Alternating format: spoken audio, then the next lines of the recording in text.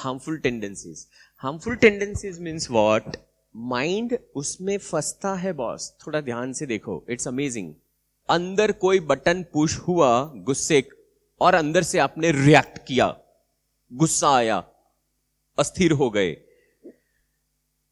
गुस्से का एक्सप्रेशन सबका अलग अलग अलग हो सकता है, यस और नो? पर उसका अगर वो पॉइंट देखो, टेंडेंसी देखो, तो क्या है?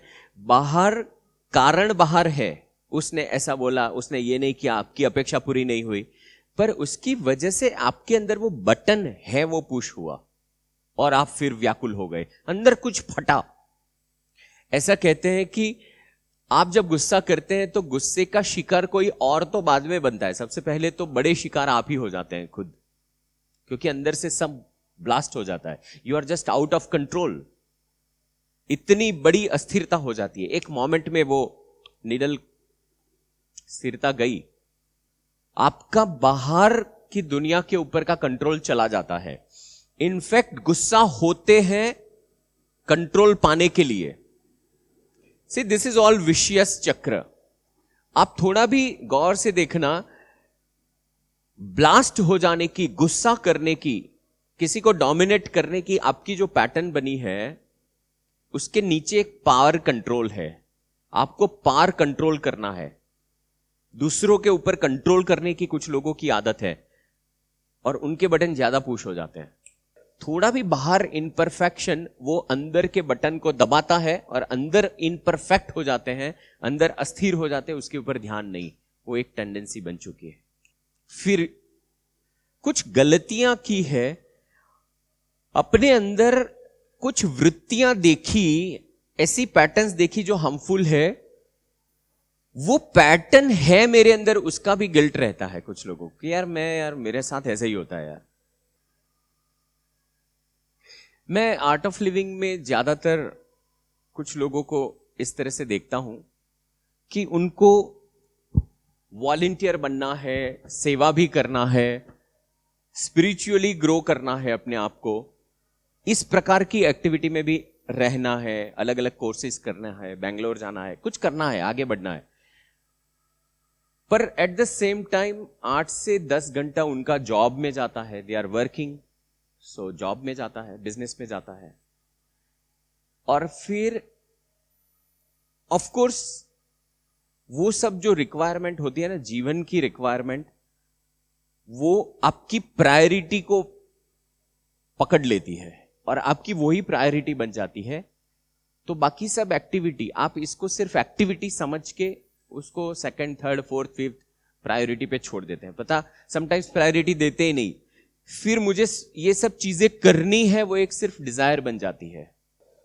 पर एक तीसरी चीज है, उनको लगता है कि यार मैं प्रॉपर फैमिली को टाइम नहीं दे पा रहा हूं, बस अंदर वो चीज उनको खाए जा रही है।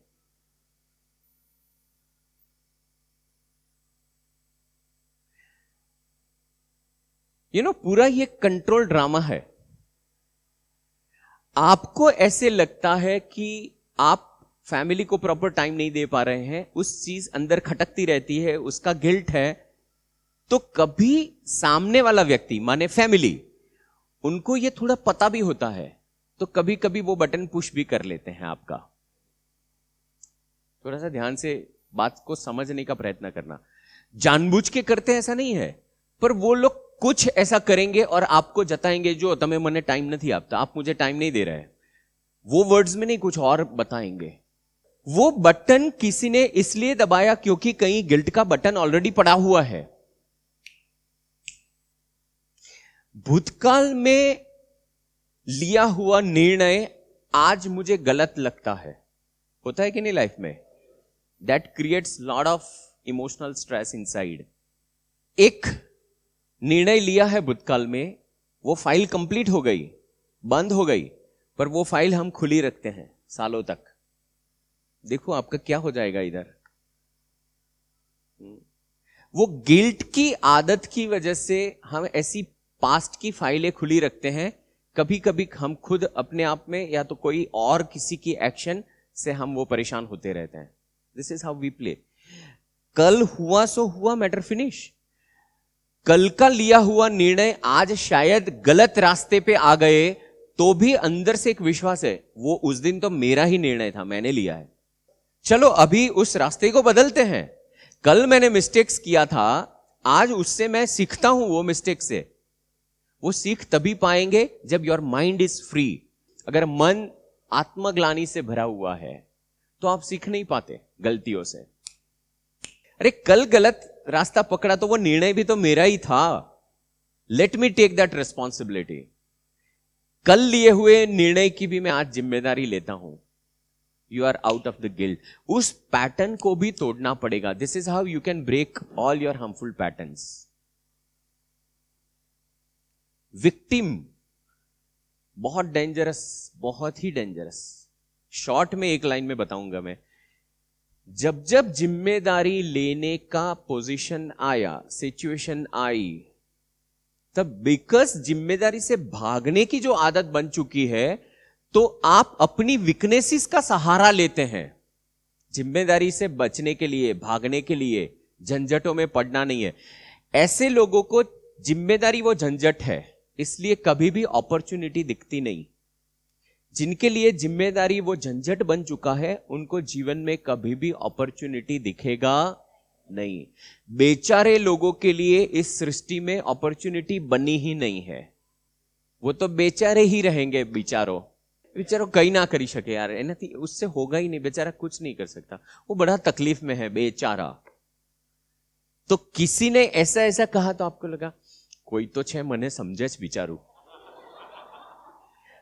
कोई आपकी कमजोरियों को पोस रहा है तो आपको लगता है देखो वो समझता है मुझे, वो तो मेरे साथ कैसे कड़क बात करता है, नहीं वो समझता हूं। My dear, you need to recognise all this thing and खत्म करो उसको, तोड़ो। बेचारेपन से कैसे निकलोगे? देयर आर मल्टीपल थिंग्स, पर एक चीज बताना चाहता हूं। आपकी गलत फेवर करने वाले लोग कितने हैं आपकी लाइफ में? Make a list.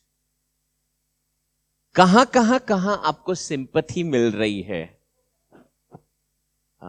कहां कहां कौन से रिलेशनशिप आपके जीवन में ऐसे हैं जहां सिंपैथी की लालच है? आपके जीवन में कोई प्रॉब्लम आए तो कहां आप रोते रोते रोते, पेला नानू कुरकुरियु हो ने, कहां जाते हो सहारा ढूंढने के लिए? देखते जाओ। आपके जीवन में ऐसा कौन है जो आपको उठाने वाली जिम्मेदारी वो खुद कर लेते हैं? डेंजरस है ये। आपको जिम्मेदारी उठानी है तो आपको उठानी है बॉस। आपकी जो जिम्मेदारी है वो कोई और उठा लेता है तो कहां आपको बची गया? हास बचिया बॉस। अपनी कमजोरियों का प्रदर्शन करने की आदत, उसको देखते जाओ, उसके ऊपर काम करना पड़ेगा आपको। आपको रियली एक डायरी बना के लिखना पड़ेगा। कंप्लेनिंग एटीट्यूड, पांचवा चीज। चौथा, complain complain complain complain complain. Problem में रस है, सॉल्यूशन में रस ही नहीं है। गॉसिप करने में बड़ा मजा आता है, ये आपका मन का स्वभाव है, थोड़ा सा देखते रहना। दूसरों की कमजोरियों में आपको बड़ा मजा आता है जानने में।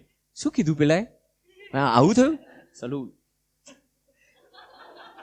किसी की वीकनेसेस में आप ये फील करते हैं, हाँ जो ने बधाનું જેવું છે ને, હું એકલો કઈ આવો લોચાવાળો નથી, બધાએ જ કમિટમેન્ટ બ્રેક કર્યા, પેલાએ બી આવું જ કર્યું ને, બરોબર છે. Complain. Defense. If you want to grow in your life, defensive attitude को छोड़ते जाए। कोई आपके बारे में कितना भी सीधा धारदार बोल रहा है, कोई आपकी कमजोरियां सीधी सीधी दिखा रहा है, डोंट ट्राई टू डिफेंड और try to justify. Don't try to justify, just लेते जाओ उसको। एटलीस्ट उसके सामने खड़े रहो और अंदर देखो, पेन हो रहा है तो भी लेते जाओ। वो एक वीरता को डेवलप करना, आपके अंदर बहुत ज्यादा मनोबल स्ट्रांग होगा उससे। सच बात लेने के लिए तो तैयार होना ही है, लेकिन अगर कोई झूठी बात करता है तो भी लेने के लिए तैयार हो और उससे अनटच रहो। कोई आपके ऊपर कीचड़ फेंक रहा है तो आप उससे डिस्टर्ब नहीं है, डोंट टेक दैट। पर हम तो उल्टा करते हैं।